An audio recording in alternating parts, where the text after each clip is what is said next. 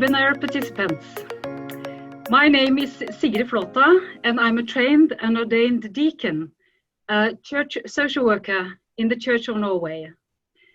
As a church practitioner, it's a privilege for me to welcome you all to this webinar about the Church's response to populism. As publications about populism show, populism is a complex and incongruous political movement that seriously challenges the Church's work and theology on many levels, from social relations between people in local communities to political use of church symbols and religious history. This seminar explores how the churches can resist the undemocratic populist simplifications and aggressively divisive rhetoric. How can we as churches respond? Do we ignore or confront these milieus? Or do we try to both understand the reasons for populist movements as well as go into dialogue with people who voice these populist ideas? Do we need different responses in different contexts? My background comes from social work within the church diaconia, both in local parishes in Norway as well as through national and international work through the Church Council. A diaconal response is always relational, and meeting between people are essential to all the work we do. The churches are in a position in society to be able to provide safe havens from fears and worries, for reflection and for faith-based action in a diverse and complex world. We know from the history of our churches that, at best, we have been able to be churches of reason, education, and reflection, as well as hope and love. These are some of the tools in meeting with fear and populism amongst our members and in society. The churches also need to be prophetic voices in society. In September 2018, I had the privilege to contribute to a joint statement from the World Council of Churches and the Roman Catholic Church. This statement is just one of many initiatives that show the broad ecumenical call to commit ourselves to work together for the transformation of unjust structures and systems, and to fight conditions which exclude others and deny the equal dignity and rights of all. Statements like these give meaning as long as they are embodied in the work done in parishes to build trustful relationships between people in the local communities. In order to respond to undemocratic populism in the best possible way, we need to share with each other our practical work and our theological and diaconal reflections that comes from experience. I sincerely believe this seminar will be another contribution to this work. So now I will pass over to Sigrid, who is the moderator of this seminar. Good afternoon, friends, and thank you so much for coming from different parts of the world, especially in Europe. Thank you, Sigrid, for welcoming us to this webinar. I'm happy that we could get someone who is working on the ground, so to set the tone for our discussion. My name is Sigrid. I'm the Program Executive for Public Theology and Interreligious Relations with the Lutheran World Federation. Now today's webinar is co-organized also with Church of Norway and Skaperkraft. I'd like to begin with some basic instructions for the next hour. Now this webinar is both in Zoom and also on Facebook Live. Now for those of you in this Zoom, I recommend that you use the Q&A box or the comment box to ask your questions. You can put it there and then I will collect it afterwards. You may also direct your questions in the Facebook comment part, and then I'll try to collect it from there as well. We have staff that's helping me to do that, so thanks for that. Now, each of the presenters would present about 7 to 10 minutes. and they will share from their respective context to the question, how should and how can the church respond to populism today? And of course, that assumes a certain understanding of what that means. Do we ignore it or confront it? Or is there room for dialogue? Now, the three speakers will speak for 7 to 10 minutes. And of course, afterwards, we will have the discussion, and everything will be recorded, and we'll make it available on our respective organizational websites and also the social media channels. So I'm going to start with the first speaker, and we have all decided to use our first names to make it simple. So with Luke Bretherton from Duke University, originated from UK and now in the US, and he wrote a chapter, Why Politics Matters. In the Scarpercraft book, Is God a Populist? So I'd like to pass the time straight over to you, Luke. Over to you. Well, it's great to be with you, and welcome from the greetings from America, where it's early in the morning. So I'm going to think through just a kind of definition of what we mean by populism to kind of set the conversation and some broader reflections. So one way to run into this whole area of conversations to think what it means to be a people is central both to what it means to be a democracy and to theological understandings of what it means to be the church understood as the people of God. So we shouldn't be worried about this term populism. I think it's central both to theological understandings and to our political understandings. But then we need to think through how kind of populism plays on that understanding of what it means to be a people. To be a people demands a form of life that strengthens and sustains the people, that literally builds up the people. In a democracy, that means building up forms of life that includes and are for the benefit of the commoners or the ordinary citizens, i.e. institutions that are run by, for, and with the people. Now, in church terms, that means institutions run by, for, and with the laity. In practical terms, this means having forms of rule that involve consultation and communication. In a democracy, that means some kind of parliament, and in a denomination, that means some kind of synod through which we hear the voices and consult with and represent what the people seek and want for their form of life. Now, populism emerges when the representatives and institutions through which the life of the people is constructed, parliaments, denominational structures, schools, hospitals, political parties, etc., grow unresponsive to the concerns and fears of those they serve and represent.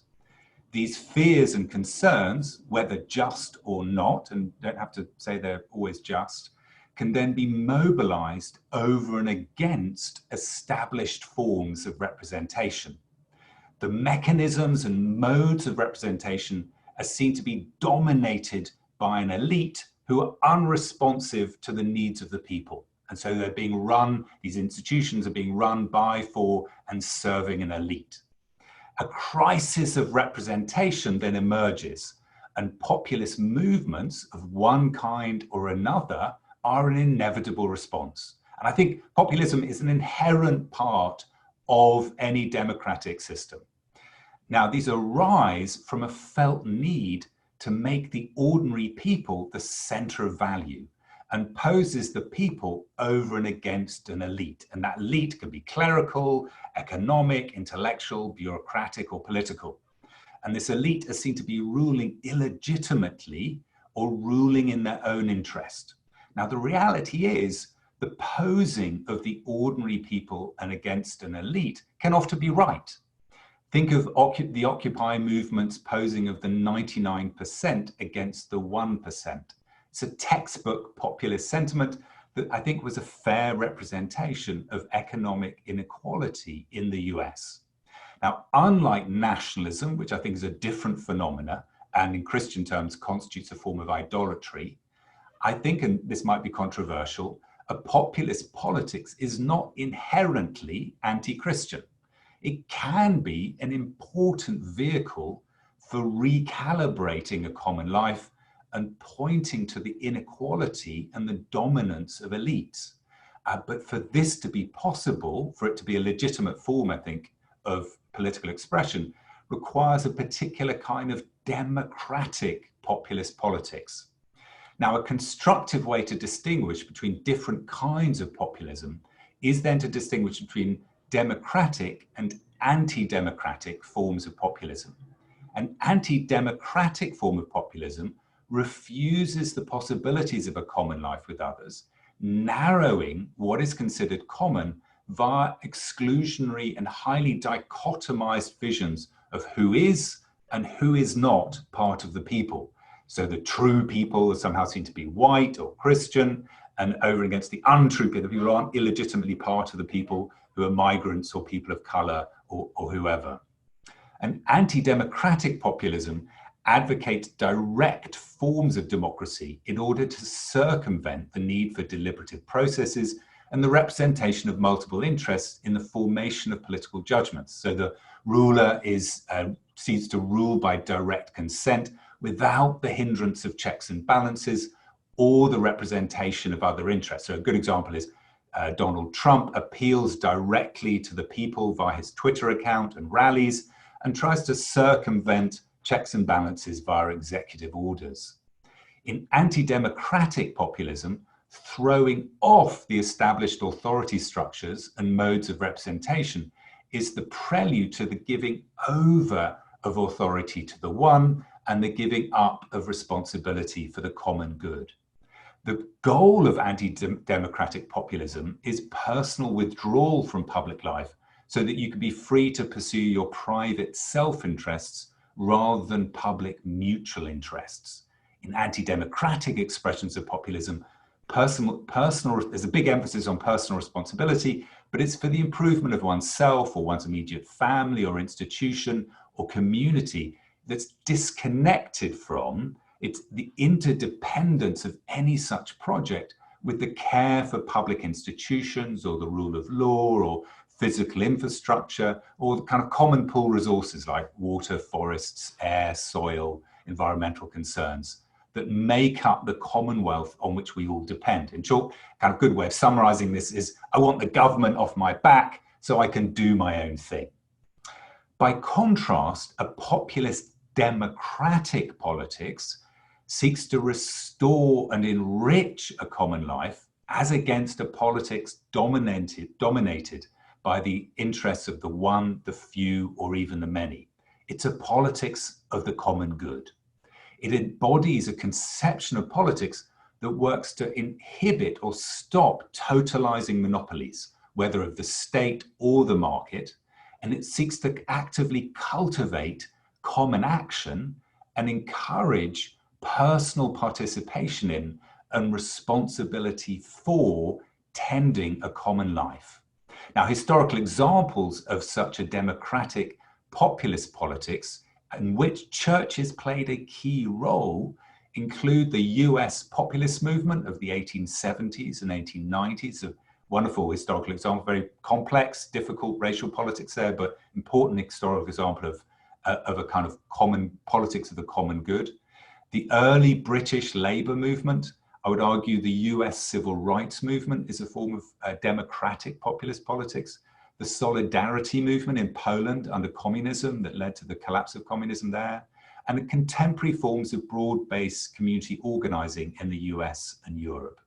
These kinds of democratic populism, I think, are a legitimate expression, important expression of Christian commitments. But when populism claims to wholly identify the people with the interests of a part rather than the common, and thereby starts excluding others from the determination of the common life, then it's become anti-Christic. And I think Christians must distinguish between two kinds of populism, what is anti-democratic populism and what's democratic populism, if they're to bear witness to what it means to love our neighbors and be the people of God. And we can get into the details of that in the discussion, but that hopefully sets up a broader framework for our discussions here today. Thank you. Thank you, Luke, for just giving us the introduction and just helping us to clarify this concept of populism. It's almost like saying that there's a good populism, there's a not so good populism, to put it bluntly, and we can carry on this conversation more later. And there are already some questions in the chat box that you can glance through and have a look. So I would like to go next to our next speaker, Antje, and she has written the chapter in this book, Resisting Exclusion, Global Theological Responses to Populism. And her title was Responsible Church Leadership in the Face of Polarization, Populism, Protectionism, and Post-Truth. And I remember during our book launch, she added another P, patriarchy. So I hand over the time to you, Antje. Thank you so much, Sigrid, and good afternoon, or whatever the right time is for you, wherever you are. It's good to be with you. Sigrid is exactly right. I have been speaking of 4 or 5 dangerous P's. I mean, it goes without saying that we are living in a difficult time for humankind. Apart from the current pandemic, other challenges haven't just stopped. Conflicts, extremism, social and political unrest, economic crisis, climate issues, threats to the livelihoods of women, men, and children around the world. And I tend to focus more on the negative side of populism, saying that populism makes this situation even more explosive. And I think that populism is part of a perilous package consisting of polarization, populism, protectionism, post-truth, and patriarchy. Now, very briefly defined, polarization is what I think tears apart things or people that should belong together and work together. And populism is mainly this pitting people and so-called elites against each other and claiming to represent the one and only voice of the people. Protectionism puts one's own country, one's own people, one's own interest first at the expense of the common good. Post-truth, the contempt of truth that disfigures this vital triad of the good, the true, and the beautiful, without which we cannot live. And patriarchy, which still deprives the world of the full flourishing of women and children, and in the end dehumanizes both men and women. Patriarchy has been around, of course, for most of history, so it's not particular to our times, but I do think that as the constant background noise throughout history, it also develops a specific energy and synergy together with the other P's.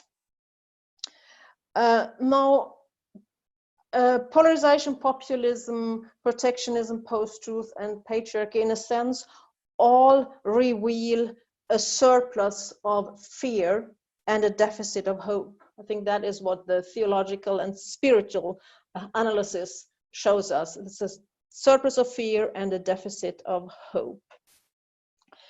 And a side remark here, this is one of the reasons why a modern secular state should not only guarantee freedom of religion, but also encourage people to care about their cultural and religious roots, because this is good for both existential health and active citizenship. People who are rooted in their cultural and religious traditions tend to be better citizens.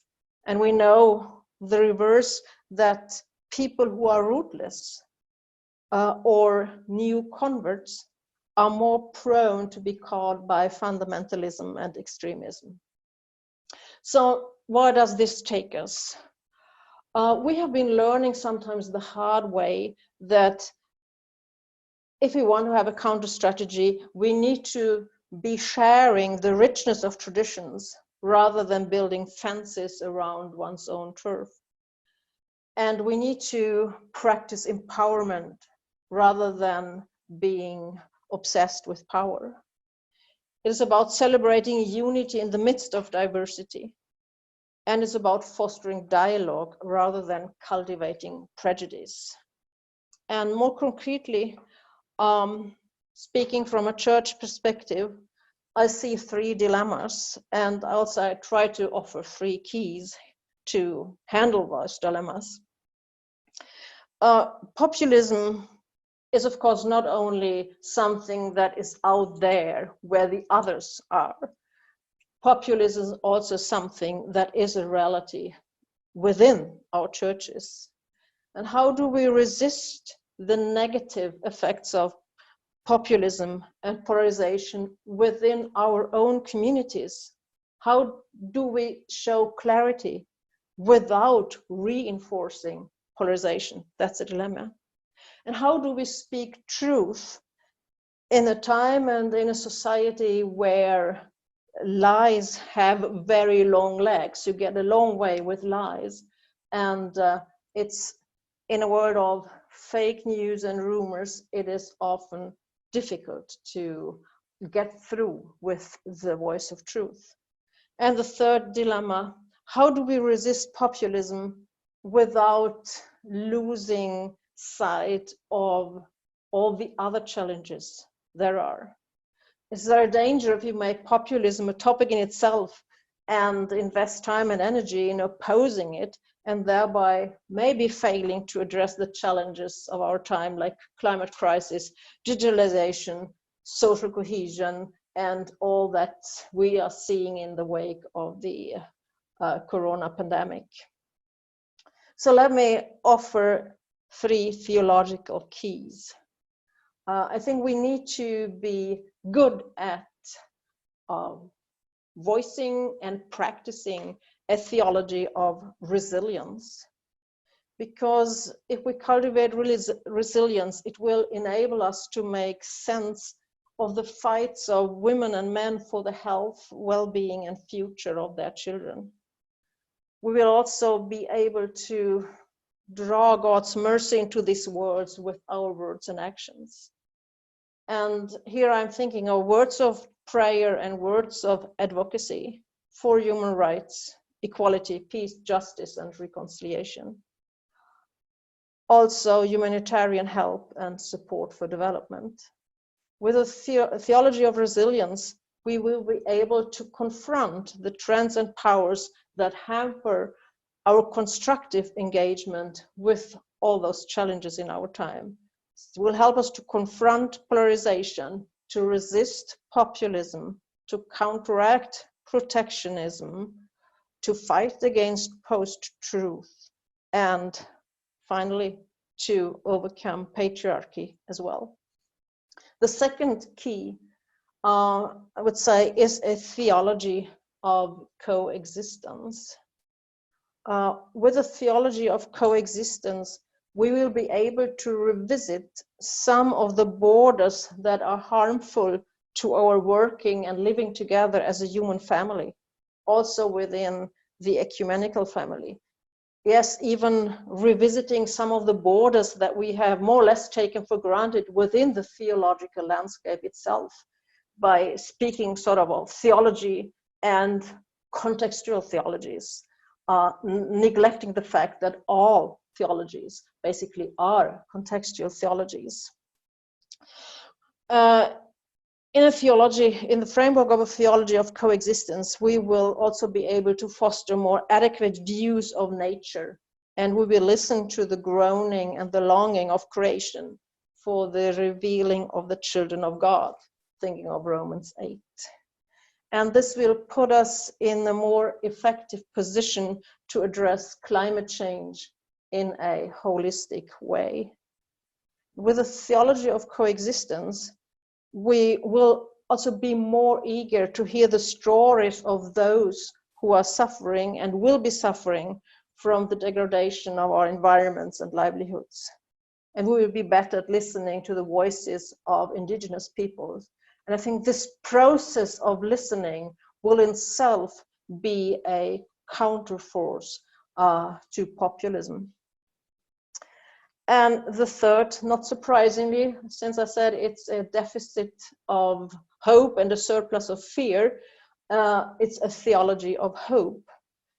And I think that really might change some of the discourse, because underlying all the major issues of our time is the question for believers and non-believers alike, what may we really hope for?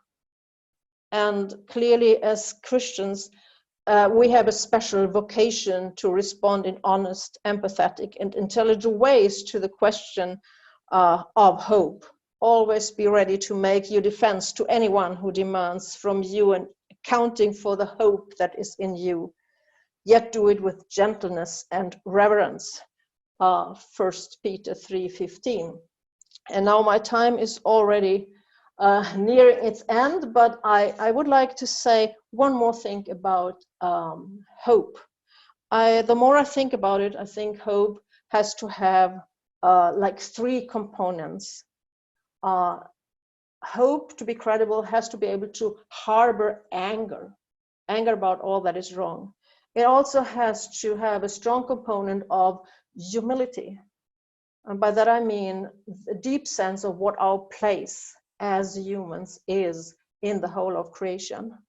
And hope is about courage, choosing to be on the side of courage. And hope, finally, is something that you do cultivate. And I love the togetherness of activity and passivity in cultivating. You have to do things in order to have things grow, but you can't force it. And that's the same with hope. Hope is a gift, but it's also a virtue you have to care for. So, resilience, coexistence, and hope. Thank you. Thank you, Antje. There's so much there. It's very rich. And when Luke started off with the subject of people, I think at the end, I hear this thing in my mind as I'm listening to Antje about the kind of stories that we need to listen to, and stories also that we would construct and share. That's not just about fear, but really about hope. But I want to go on quickly to Simone, our next speaker, and she was one of the editors for the book Resisting Exclusion, and that arose out of an international conference in 2018 entitled Churches as Agents of Justice and Against Populism. So it sounds quite confrontational. Now, she's a theological educator. She's with the Ecumenical Institute of Bose, and I think recently they celebrated the graduation of their master's students. So it'll be very interesting to also hear your point of view when it comes to not just what we should do to advocate, but also to educate. So over to you, Simone. Yes, thank you very much.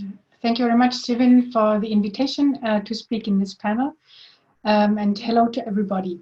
So this afternoon, I will be speaking actually mainly from the experiences in Germany, both in society and in the churches. In recent years, the churches in Germany have been debating quite intensely about their response to populist political movement. And these debates took place on all levels, on the local congregational level, on the district and regional level, and also the nationwide level. Bishops and synods have issued statements. Now, the reason for this quite active debate was a fundamental concern about the political discourse in Germany becoming more aggressive, more hostile, and divisive. And this hostility is not only visible among politicians, but actually it goes down to the local communities and even to families. Families are divided. And there has been an increase in politically motivated violence. And it is quite shocking to see the intimidations and threats that local politicians and even mayors of small cities receive. So the German parliament just 2 weeks ago has responded to this frightening development by implementing a new legal mechanism to better protect local politicians and local leaders. But this is not just out there in society. The church itself grapples and struggles with populism.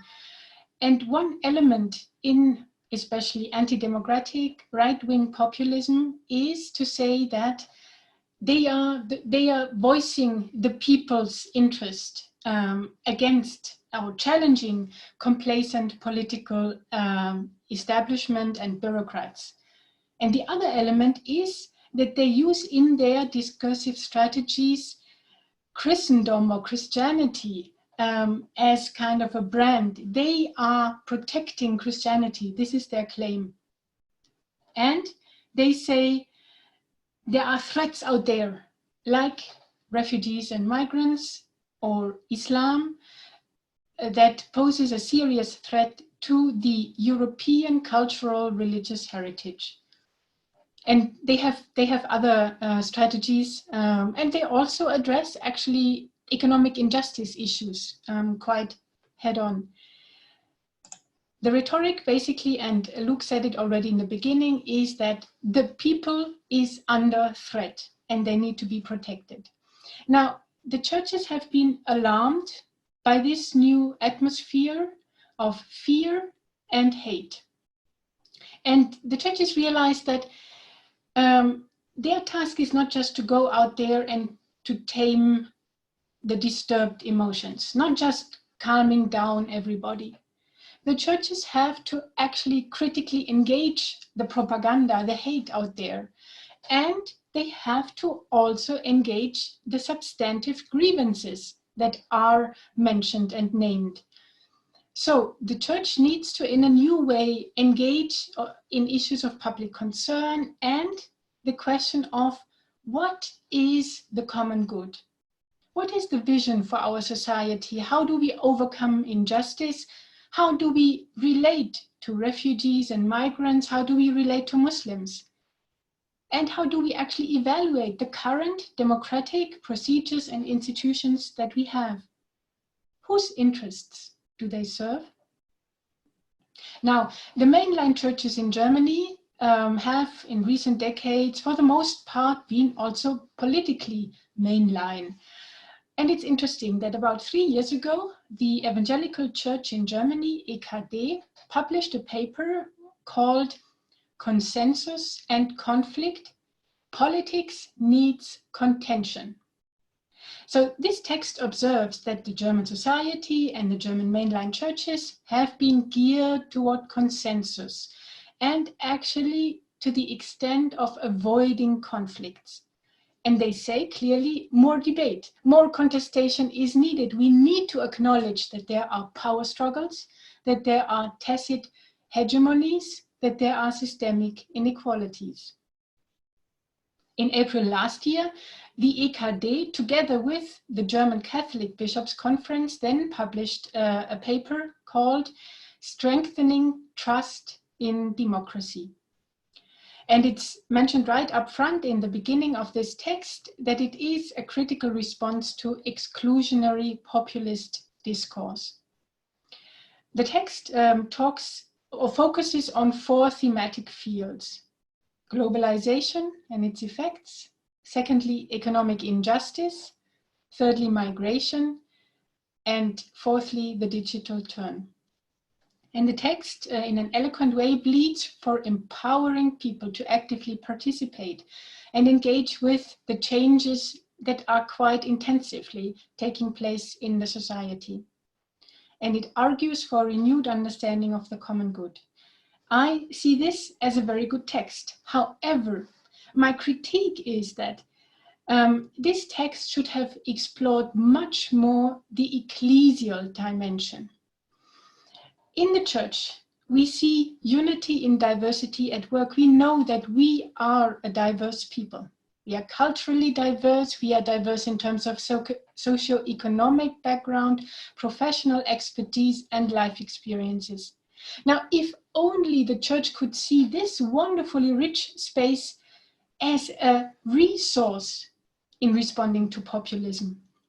The plea for growing in mutual respect and recognition in a plural society, which is very strong in this text, it remains wishful thinking if there are not real spaces in which we are really nurtured, in which we can grow in confidence that actually diversity makes sense.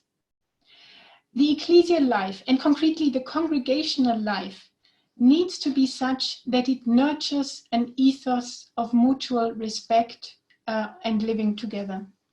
And I very much plead that the public theology in Germany should connect more than it does currently ecclesiology and ethics. It's not just general Christian values or the culture of Christianity as they refer to, but it is our very being as a church that we need to bring to bear in this discussion. Now, we have to also say that beyond statements, the churches in Germany are very much engaged in concrete action, support of refugees, dialogue with Muslims. Now, if we look at support for refugees, the situation in the Mediterranean Sea has been on the front pages of the churches oftentimes, and the churches has taken action. Bishop Bedford Strom, the presiding bishop of the EKD Council, said, "You do not let someone just drown." And so the churches officially contribute to the initiative called United for Rescue to save people in the Mediterranean Sea. And actually the church and its diaconal ministries is very active on all stages that a refugee encounters. So already in the countries of origins, there are projects, and the LWF has also projects there. Then when people are on the move, churches are present and there, and in refugee camps, and also when people come to Europe and actually are with us in our society, we are there and practice as places of welcome and even sanctuaries. Now, this is an important resource that we also have, our presence with the refugees. We are in refugee camps. We are the church in refugee camps also, and we have to relate to this experience. So our contribution to public debate is not just abstract about moral norms, but it comes out of lived experience in our congregations and in our diaconal activities. Okay, I see that Sigrid has come back. Let me just go to one important point, because that's for Germany quite significant, the shift in political landscape. We have the Populist party Alternative for Germany now in the national parliament and in many regional parliaments. And one of the concrete questions was, can an active member of this party also hold an office in a congregational council? Can he be or she a lay preacher in the church? Should official representatives of this party be invited to public panel discussions in church academies or at the Kirchentag?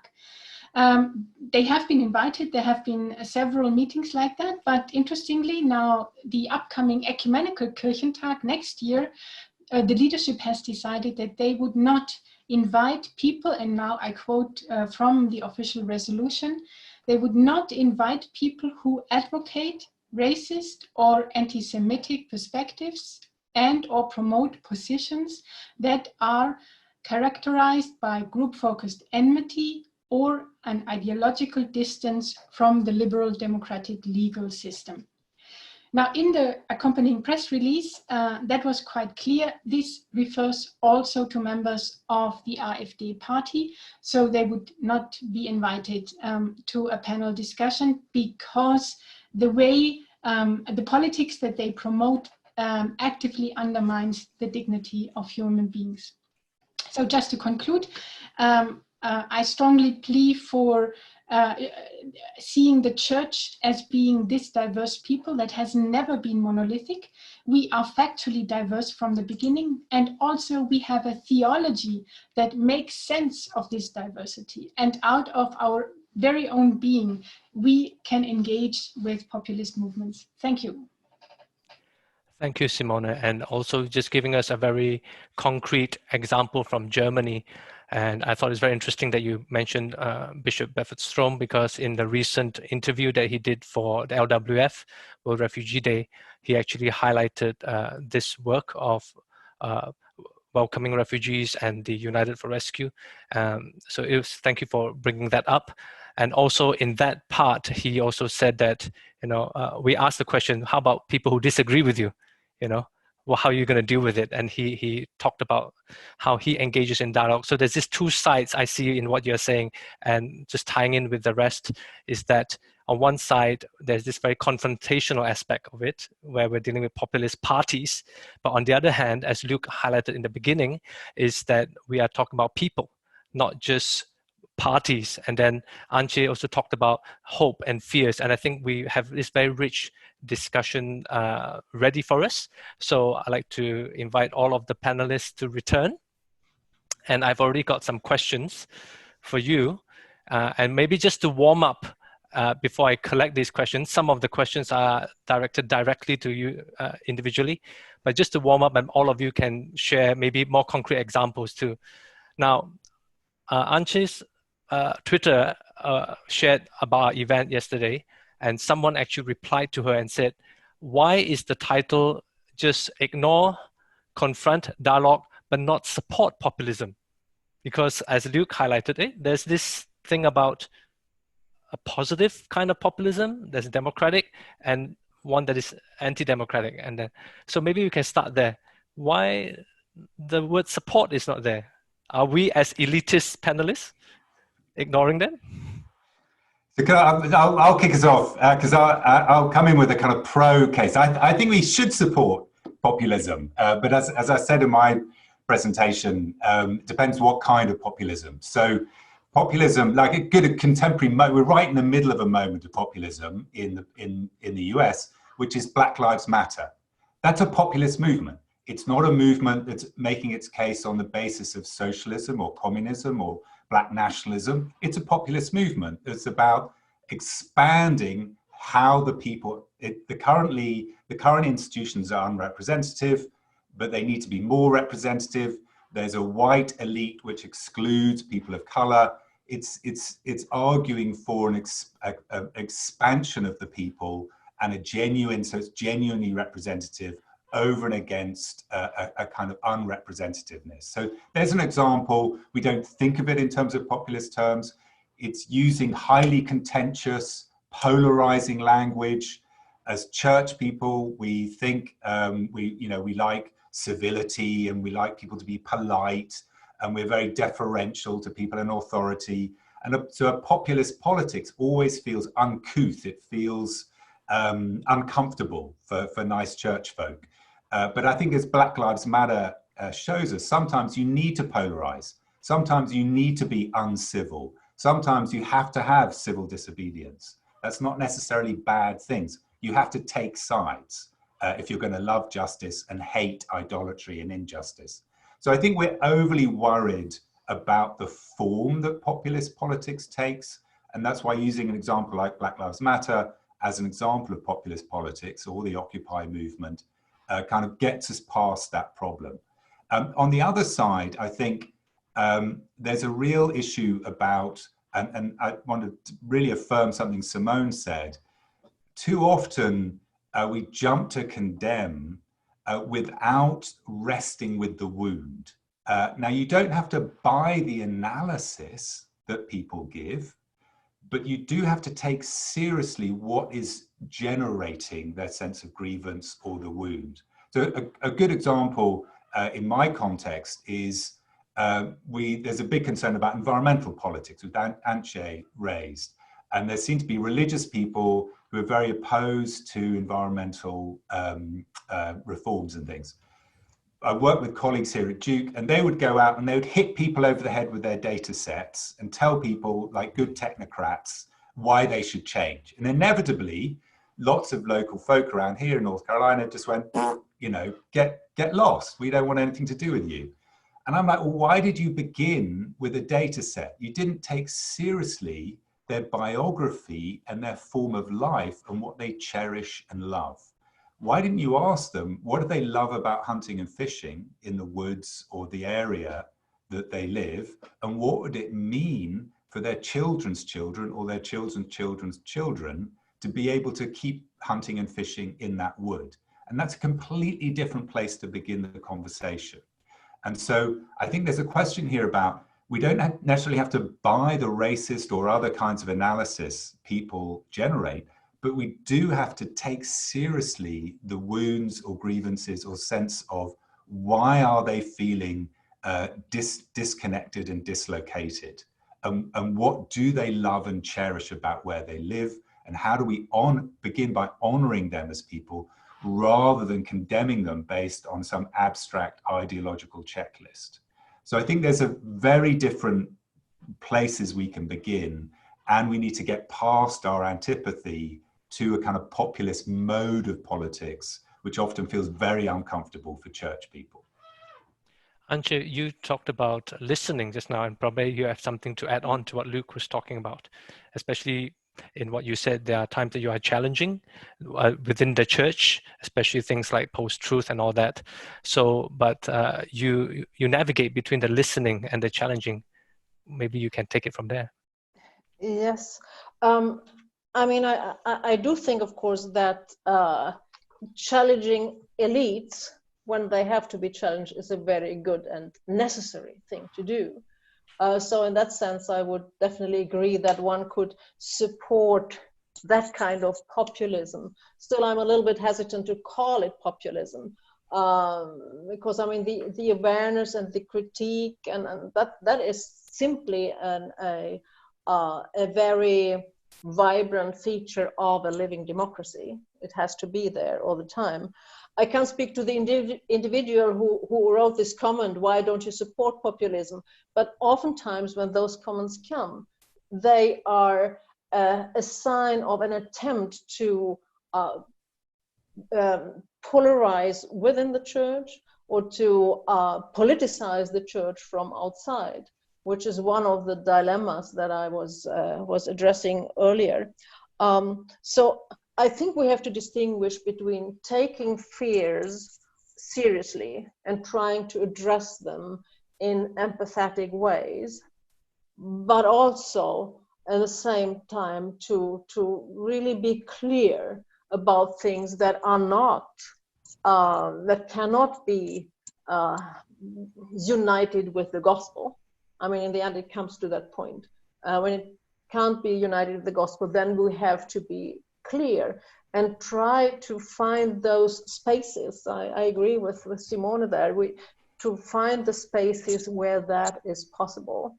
And they're not only theoretical spaces, they are also practical spaces. Just today, the Stockholm School of Economics publishes an article where they look at how civil society institutions, and the Church of Sweden in particular, have responded to the COVID-19 crisis, and how that relates to how the church responded to the refugee crisis in 2015. And it's interesting, what they find is that structures of organizational learning and what's called organizational slack, that is this extra capacity that allows you to bounce back and to even bounce back better, are important factors. And they also find the holistic approach and the long-term perspective are factors of success. And I think that applies also to how we can address populism. Simone, anything you'd like to say? Yes, I think I would be hesitant to say support populism, because I wouldn't support populism as such. But of course, the question is, we need to support the people, and we need to kind of really engage in this conversation. Who are the people, and especially who are the people in need, and who are the people who need protection? What I see is happening, there is kind of a competition around protection. Everybody is crying, we are threatened, we need protection, and the church needs to engage in that conversation. Now, I wanted to throw in another term that has been around for some time, namely civil society, because often the kind of engagement that came, or activism that came from within society, challenging also elites, has been called civil society. Now, I know there is also a debate around that term. Is civil society especially in some countries, too much organized in terms of NGOs, and it has certain agendas or not? Can it really kind of give way to more wild forms of resistance because civil society is organized? But I would still contend that civil society is a meaningful space, and churches should see themselves as support actors in civil society. Thank you. So that was just a warm-up, but the warm-up was already very rich. Now there are really a lot of questions coming in, and I probably will just pick out one or two just to get it going.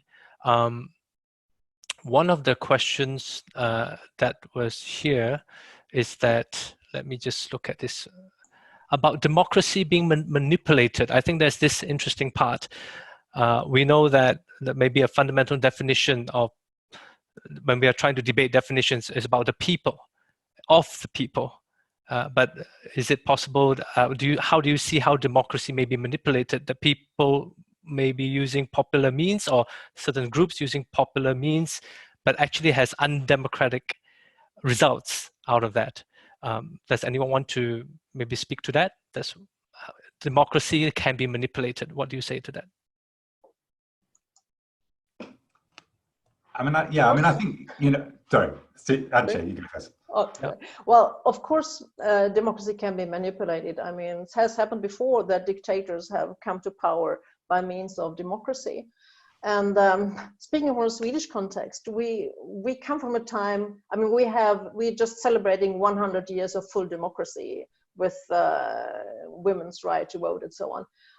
But it has felt like democracy has been around forever and will be around forever. We are learning now that democracy is not like this stone wall that's just standing there century after century. It's more like these wooden Swedish houses that you have to paint and care for all over. So democracy has to be nourished constantly by values. And that is often forgotten. It's not a self-sufficient concept. It is a concept that needs to be nourished by values. And now in a secular society, people say, oh, these are secular values. But in the end, you realize that many of these values actually have religious roots. And if you cut them from the roots, even the tallest tree will wither away one day if it doesn't have the roots. So this nourishment and the constant reconquering of democracy in every generation, I think that is an important task. And their civil society organizations have also a role to play. Thank you. Yeah, I mean, I think, one of the things, I think that's right, we're learning, we tended to assume democracy was a given, and we're learning, history hasn't ended, and democracy and its basic kind of frames of reference have to be cultivated and handed on in each generation.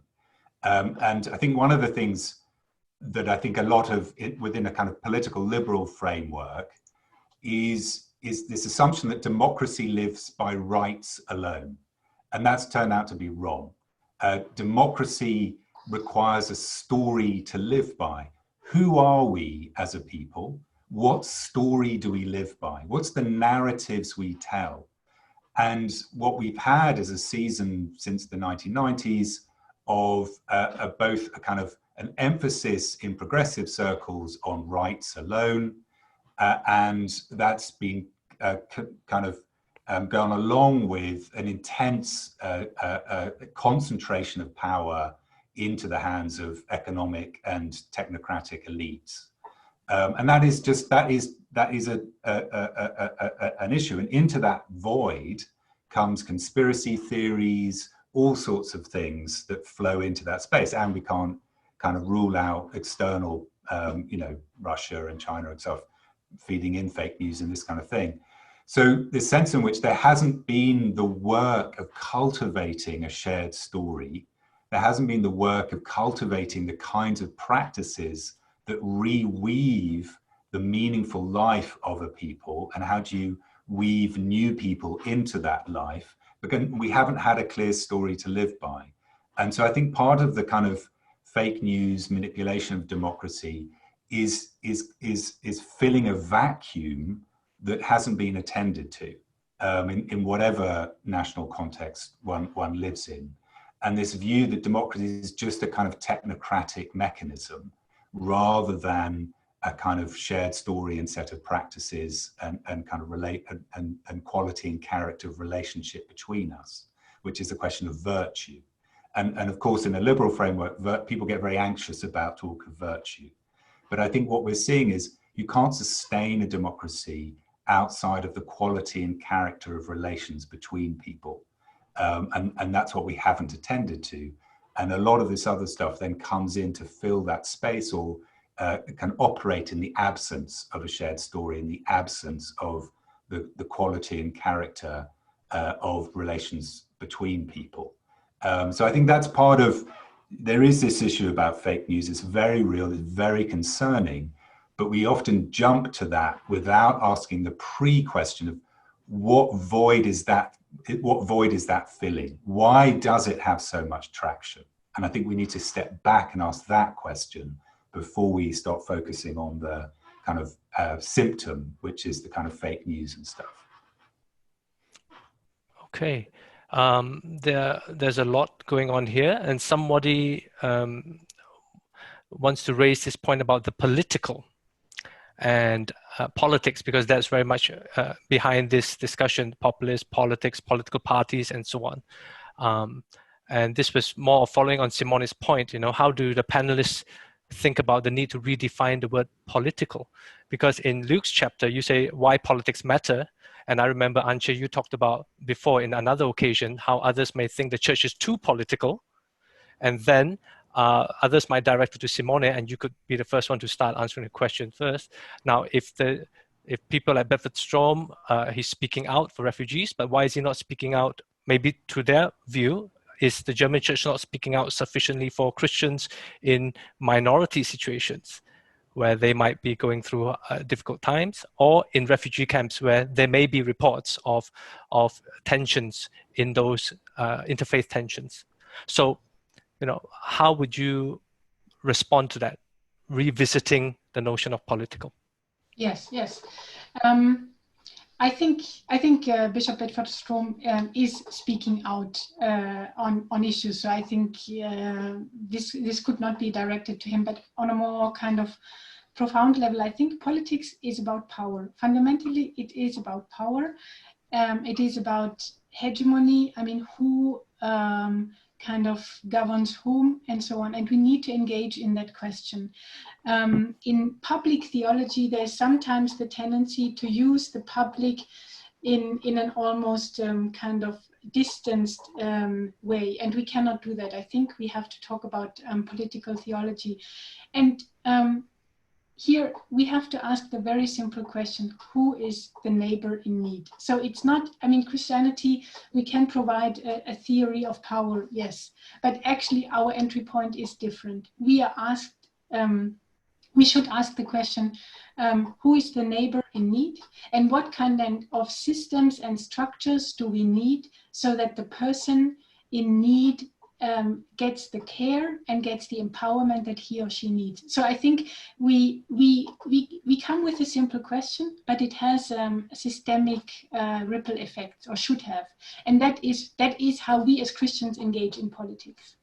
That's interesting, because you talk about systems and structures. Luke talked about stories, and what do you think, Antje, to that, the political? Yeah, I think we need to be persistent in trying to tell the differences between political in the sense of engaging in the public space. And by the way, it would be nice to put a word in for the study document by the LWF, the Church in the Public Space, because I saw a comment who was sort of asking about does Lutheran theology have resources to offer, and I think in this document there are some of the resources that might be useful. So of course faith and theology have consequences for what we say and how we behave in the public space. In that sense, theology and the church always need to be political. But what those who criticize us for being too political, they often put all things in a left, right wing perspective. And in Sweden, often the criticism the church is too political these days comes from the right, saying, oh, speaking about interfaith dialogue, for instance, that is leftist and so on.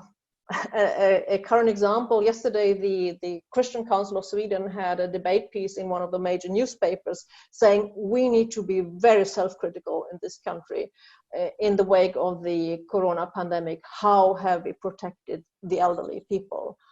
Have they had access to treatment as they should have had, and so on? And a reaction I got was, oh, you're playing in the hands of the right-wing extremists, because even this is becoming a right-left issue.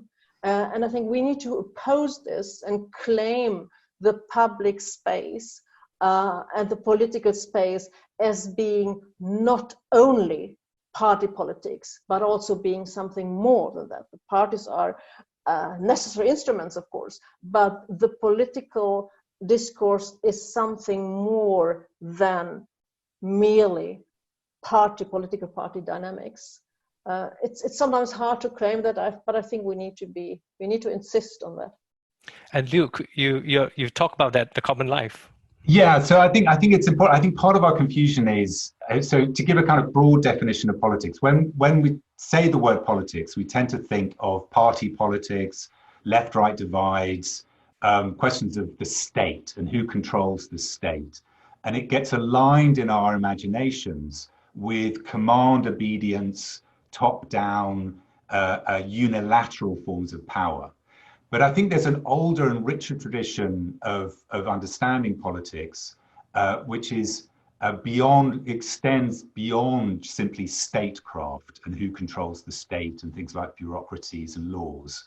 And this is a vision of politics as the negotiation of a common life.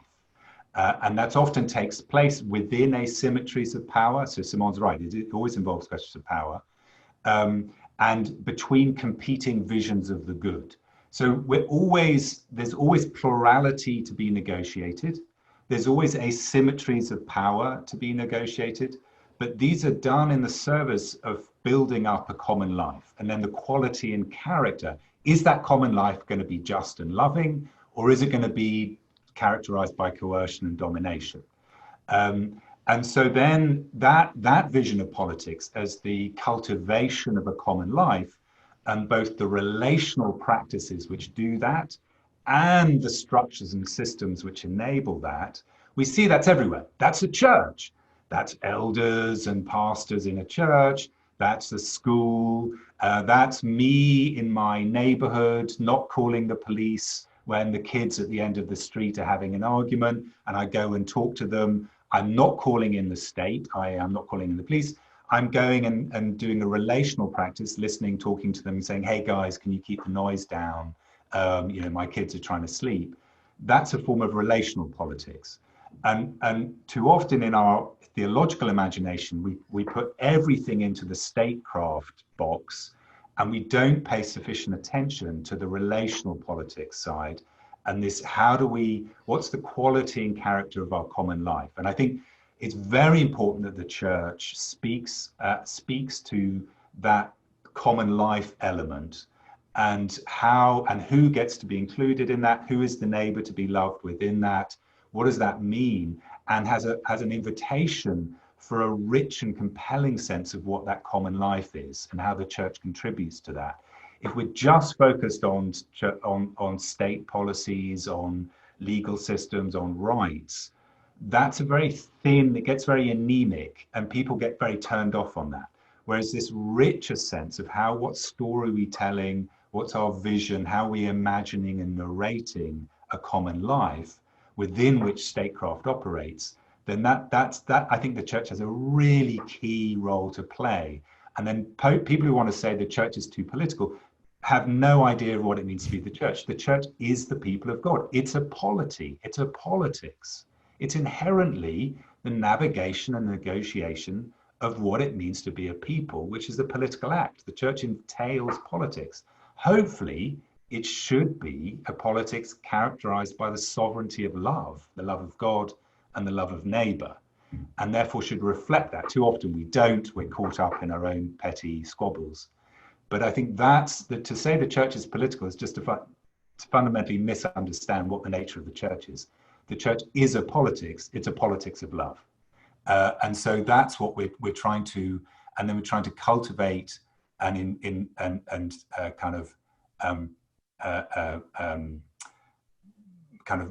imagine and describe a broader vision of common life characterized by love and justice. And what does that mean? And I think that's a very different, a much more expanded, a much richer and older vision of politics, which in our kind of Weberian technocratic vision of politics, we've lost sight of and lost the language of. Thank you. Someone asked a question, and this is taking it a bit more to the theological side, is the doctrine of salvation, because we hear so much about whether this politician is going to save us, or this particular ideology, or this group of people, even the people as the savior. Is there something that you would like to reflect on the doctrine of salvation, perhaps reclaiming that as an alternative to the danger that this is a man-made salvation? So I guess this is someone who's interested to take it more into a theological direction. Would anyone like to address that? I'm speaking a lot, so tell me to shut up. But yeah, so I think one of the things about populism is it has a messianic quality. So it's a false messian. It can take on this false messianism, often focused then around a leader, whether that's a Trump or a Bolsonaro or whoever. So that the people will rise up and save the nation from what's been lost. So make America great again is we've got to kind of recover something that's been lost, and the people and the figure of the people, the leader, will have this messianic quality. And so I think that there is a kind of salvation narrative at work in certain strands of populism, or most strands of populism. And of course, from a Christian perspective, it's only Christ who saves us. So any political project which offers redemption and claims to redeem the past, or to bring in, to herald the true and perfect future, must immediately be suspect. That's a form of idolatry. And so Christ is the center of history, and Christ is the one through whom and in whom all things are reconciled. And the kind of navigation and negotiation of a common life I talked about before as a kind of penultimate, good Bonhoefferian distinction, it's penultimate goods. And what populism does, along with nationalism and other political ideologies, it wants to claim to be the ultimate, and it wants to claim to bring in the true and the good and the beautiful by itself as an immanent political project. And that Christians should always resist. That's an anti-Christic development. So I think we are in politics, and this is where political theology comes in, there's always a discernment of spirits, as it were, and a discernment of the kind of false salvation narratives that are in operation in all political ideologies. But it takes particular form in populism, where the people take on this messianic character. Simone, and then Antje. Yes, thank you. I think, as you know, German history in the 20th century, the totalitarian Nazi regime had that messianic ambition. And this is why in Germany, after the Second World War, populists grew only very slowly. I mean, compared to other European countries, they were late on the scene in the terms of political parties, but now it has come in. And my explanation is that we have seen a shrinking of eschatological space. I mean, I think people have centered, after the Second World War in Germany, people have first of all centered on their immediate lives and on what they do next. I mean, the penultimate. And this question of the ultimate has been kind of very far away. And there has been a void in that, or a shrinking of eschatological space. And I think now, through different events that we see, through Corona, but even before, through the ecological crisis, the question of eschatology is again on the table, and we need to reimagine it and also articulate what we actually, what our hope is, and that Antje has spoken about quite clearly. What is our hope? And I just want to end with one word. Just 2 days ago, I learned a new word. You know, we Germans are great in these lengthy words. And this word is called Hoffnungsarbeit, the work of hope. So, and this is kind of a very unusual combination that you put together, work and hope, the work of hope. But this person said, this is actually what we do as church. We are called by this hope, but we also embody this hope in our social, relational, educational, and diaconal activities. This is the work of hope that we do. And through this work of hope, we again enlarge our eschatological horizon. Thank you. Antje, you had something to say. Yeah, just on the note of hope, since there may be participants here who read Scandinavian, let me just briefly say, I just came out with a book that is called Impatient in Hope, Theological Questions in the Shadow of the Pandemic.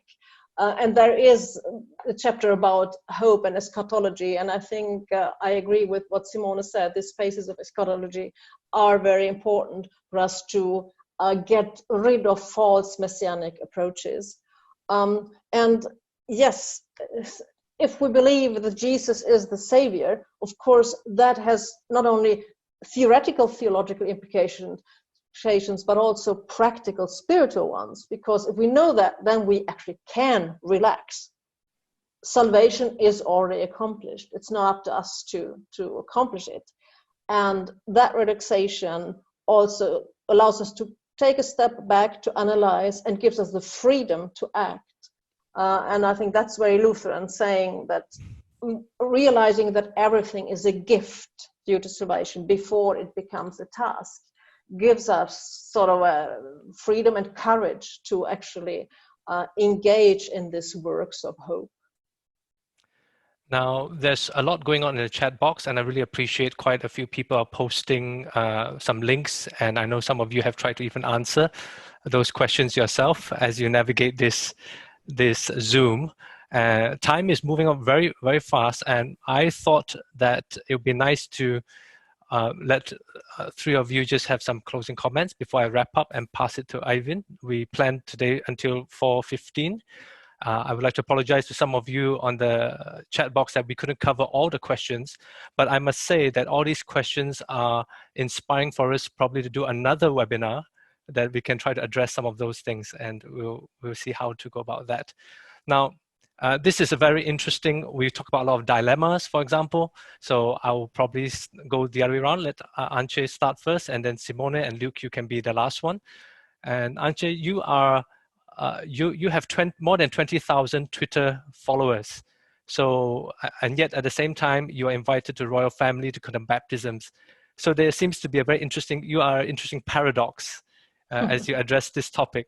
Perhaps you could share just some personal reflections about, you know, your engagement in this topic, especially as a church leader who maybe for some might see you as quite elite. But at the same time, you have tried to use various means. If you talk about the mode, it's quite popular modes. You go for book launches, book readings, you are on the radio. You use that space to engage these issues. So, yeah, some thoughts. Well, I think it is, to me personally, this question of the church, the public space, is very important. And it has been very helpful to reflect about this also within the communion of Lutheran churches in the LWF, to broaden my own views. I think it is a responsibility, and if we have the gifts, we should use them. Then, you know, in the Swedish context, which in many ways is thinks of itself that it is more secularized than it actually is, but in this environment, as a church leader, you experience everything. One moment they say, "Oh, the Archbishop," and the next moment say, "Archbishop, what's that? Are you some kind of clergy, or what are you?" And that's very refreshing, because I think that gives us training in being prepared to address audiences in different ways, and actually trains us to be sensitive to the context we are in. And I love that. Apart from that, I just want to say thank you for this way of sharing experiences, thoughts, and hopefully enriching life in that way as well. Thank you very much. Thank you. And Simona, you know, most of what we have talked about was very Eurocentric or very English speaking about US and all that. But, you know, in the ecumenical, in Bosse, for example, it's actually much broader. And there were some questions from people asking about Africa, Hong Kong and all that. Now, we were more focused on Europe, but perhaps you might have something to say as a theological educator. And we met in Hong Kong before. Yes. And I guess, you know, this is something that you might have some thoughts on as an educator. Yes, thank you, Stephen.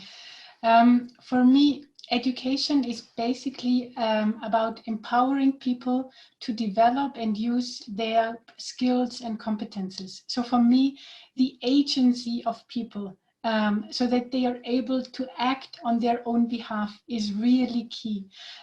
We see that people feel that they are victims of that, or they are threatened by this or that. But people have to kind of get into the position of being able to act on their own behalf and to act together with others, basically to act in solidarity.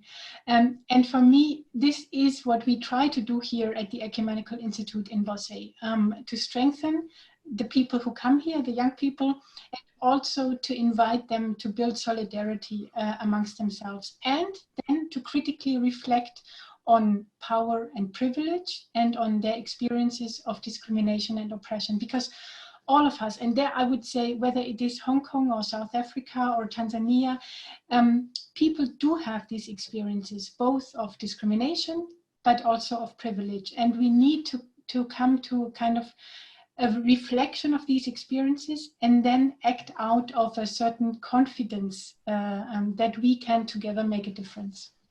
Thank you. And some closing comments. Most people on the webinar might know you through your books, Luke, but you are very much, you came from the ground, in a community organizer and all that. So maybe you could also tie that in, as we have tried to move from the so-called elite, people perceiving us as elite and Eurocentric or English-speaking centric. Say some words and tell us about the other side of Luke. That's a great point. So I've been involved over 15 years now in forms of grassroots democratic activism, particularly through community organizing. One of the profound lessons I've learned from that, and particularly coming out of the London context where I was kind of born and bred, was, you know, and going back to Simon's point, the world is in London and London is in the world. I think it's now the most religiously and ethnically diverse city in the world. And so what it means to be church in that context is you're in relationship with people from all over the world. And that navigation of a common life can be very tension filled and conflictual. But one of the key practices in community organizing they teach is what's called the one-to-one. And that's I think it's this emphasis on listening and relationship, and not presuming that I already know what the other person thinks.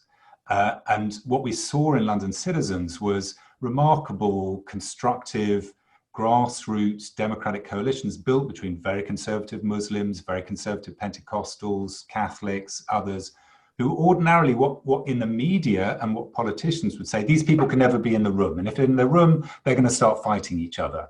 And what we learned was actually, if you begin with people's stories and you take the time to build relationship and begin with relationship and let then the conversation emerge out of that, you don't always agree on issues, and we would have real things we didn't agree on within the coalition.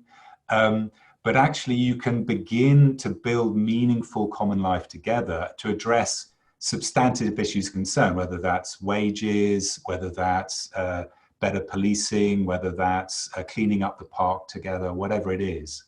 And I think that sense of which too often, and we're very prone to this in the church, and I'm as guilty of this as anyone, is we have an ideological checklist in our head. When I'm listening to someone, I'm really listening, do they agree with me or not? And I'm not actually listening to their story. I'm not actually listening to who they are. I'm not listening to their biography. I'm treating them as a kind of assemblage of kind of ideological commitments. And so I think that's a ascetic discipline. That's a spiritual discipline, to have the humility to be able to listen and take people seriously. And we can disagree with them, but if we begin with their story and begin with relationship, that's a very different place to begin, and see what emerges from that. And so I think that's my kind of profound lesson out of many years involvement in community organizing, is when you begin with relationship and with story, you can genuinely do good work together. You won't agree on everything, but there's good work that actually genuinely encourages a more just and loving common life to emerge.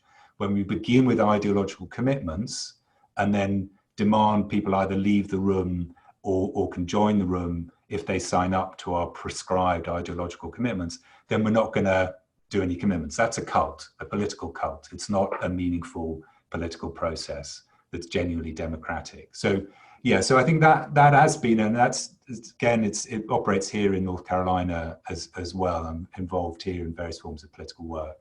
But I think that would be my kind of plea, is an exaltation, is this: if we can begin with people's stories and begin by building relationship, we won't agree, but but a genuine common life might emerge through that. And I think we as the church have much to bring, and should have a gospel imperative to do that kind of work. Thank you.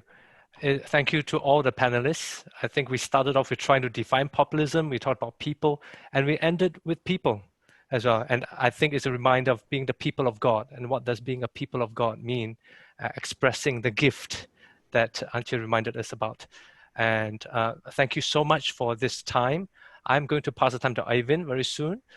All of you have really indeed contributed much to us. And Eivind, for some closing remarks, I'm passing it to you now. Thank you, Stephen, and thank you so much for excellent moderation, taking us through the crucial issues and complex issues for churches in so many parts of the world. And we tend to think about these issues as big national or international issues, but they are local issues as well, as local community issues that local communities and local churches has to work on. So thank you so much. On behalf of the Norwegian think tank Skaperkraft, I want to express my appreciation and my excitement for a great and effective cooperation with the other two hosts, the Lutheran World Federation and the Church of Norway. We want to encourage churches and church leaders to continue to work on a sound response to the growth of populism. So at the end, I just want to highlight the two publications that were the starting point of this, or the planning for this seminar. This is the LWF publication, Resisting Exclusion, Global Theological Responses to Populism. Free download at the LWF website. And this is the book that is mentioned also earlier, Is God a Populist? Christianity, Populism, and the Future of Europe, where also Luke Bretherton has contributed with a chapter that Sigrid referred to. Can be bought on isgodapopulist.com and also on Amazon. So our goal has been to encourage further reflections on this issue. And I just want to thank you all for watching the seminar. And I hope that this seminar has inspired to reflections, to Hoffnungsarbeit, and to strive for the common good. Thank you so much, everyone.